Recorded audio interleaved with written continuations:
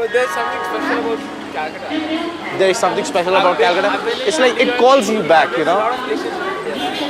Very nice. No city will take care of you like so well. People are so good here. I remember her saying that if he left India and abandoned his children, that would be the ultimate breakup of the family. But he always wanted to come to England. The first time I came to England, I was a young mother with you as a baby. By then I knew they had separated. The intention was for her to see you. You were her first grandchild. I missed her terribly during the constant separation over the years. I had no emotional guidance or support to parent you in Chittagong. I arrived in England with a very young child, across the seas to see my family, but nobody was there to receive me. I didn't know what to do with the luggage at the airport.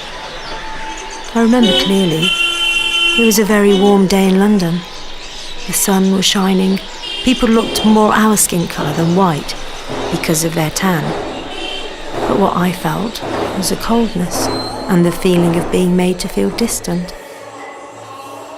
It was strange to visit my father for the first time in 12 years and see him in a family setting with another woman. She had her own perception of people from East Pakistan, and she quizzed me about our ways of living, how we cooked, where we slept. What I missed most was the warmth and closeness of family life. Soon after our arrival, I met my sister. She had changed so much in the 3 years that I hadn't seen her. My brother was the same. But whenever we saw each other, we talked and laughed, like we did years ago in Chittagong. When I returned in 1976, the rest developed. By then I didn't know how I could live here as I only had a visitor's visa. But the desire to live here was very strong within me.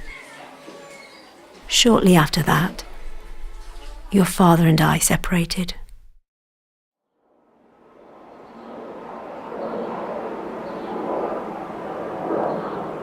Each time I landed at Heathrow Airport, the feeling was quite positive. But then, lining up with the other South Asians, that feeling got turned down. Living in London was fine, comfortable despite the wintry weather. One can find anything and everything in London.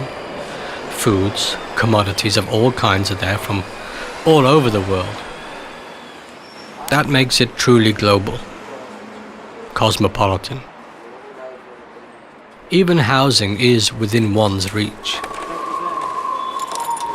However, what was missing for me was that somehow I could not relate to the community, the society, or whatever was happening around me. Living was fine, but then the soul of it was missing. But what I felt was a coldness. That was perhaps one of the reasons we went to Southall or East London, to find a little bit of what was missing. Of family life. Then there was this persistent racial feeling which could not be avoided. I felt it many times. It marked me the odd man out, and unwelcome. Being made to feel distant. A person's honor and dignity in a society where he lives is compromised there. I hope you can understand.